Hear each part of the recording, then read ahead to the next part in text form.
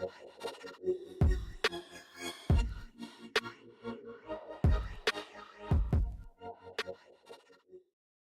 in the beginning it knows nothing about languages. It doesn't even know what is a word. It knows nothing. It's random and it is producing nonsense in response to the English sentence. But then, after having seen lots of training examples, it tries to minimize the difference between the nonsense that is coming out and what should have come out. And then it's learning to adjust its internal connections such that it understands the syntax of English and the structure of Chinese and goes from one to the other. Yeah. That's very interesting. Actually, the other day, my Chinese friend tried to translate some Chinese words and she just got something completely weird. So I hope that you're still working on it, actually. But so until November 2016, the Chinese really laughed about the translation.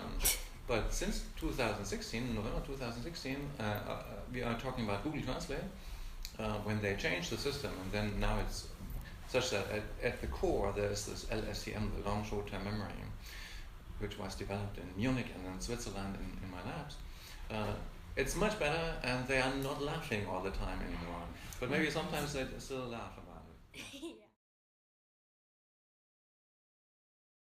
What risks does developing AI and promoting machine learning have? There is not a new quality of self-destruction capability that we achieve through AI, because the maximum level of self-destructive capability we have reached already 50 years ago with H-bombs, with a combination of H-bombs and rockets that deliver the H-bombs from A to B. But what can we do to prevent the risks? Like, what can we do to prevent a Terminator-esque scenario from playing out in the future? I see the need of the entertainment industry to have plots like that, where the bad robots are fighting against the lovely bodybuilders. And it's such a powerful thing, the entertainment industry as a whole. They always are going to produce movies like that and also influence public opinion. But one has to realize that these goal conflicts in the science fiction movies are usually really silly. Most of the super smart AIs of the future are going to be interested mostly in other super smart AIs of the future, and not so much in the locusts and in the humans. And so in the long run, you can expect a certain level of protection through lack of interest on the other side. Okay, so make sure they're not interested in you. Is there anything on your road to success, let's say, that you would like to change? Anything that you did that you regret? You wander into dead ends all the time. But that's the nature of science. So you learn from your errors, just like our machine learning systems learn from their errors, and most of life is dead ends.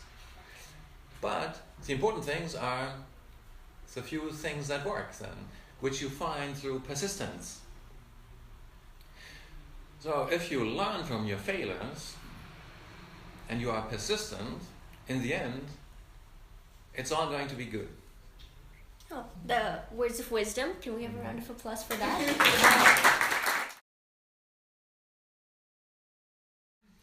It is true that we cannot prove that they always will do the right thing and never go crazy, but we can't prove that for our kids either.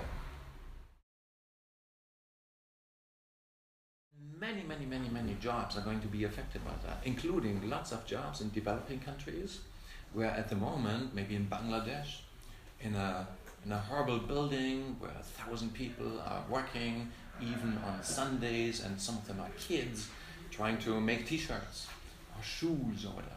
So many of these jobs are going to be taken over by smart robots like that. But these don't exist yet.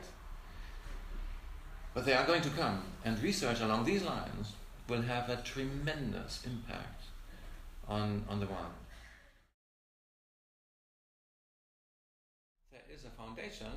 to all the jobs I can imagine in the future. If you understand mathematics and physics, that's such a brilliant and general foundation for all kinds of other jobs that it will give you a great advantage.